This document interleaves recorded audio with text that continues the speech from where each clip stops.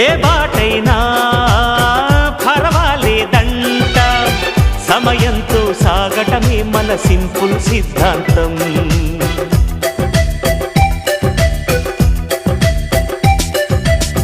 చిరుగాలికి పరిమళమిచ్చే సిరిమల్లెల వనమై ఉందాం, గగనాన్ని నేలను కలిపే హరివిల్లుల బంతెన అవుదాం.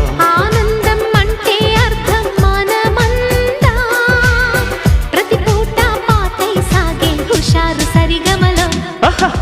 ఎన్నో ఎన్నో రాగాలుండే సంగీతం కాదా, చల్లకి నవ్వుల కేరింత.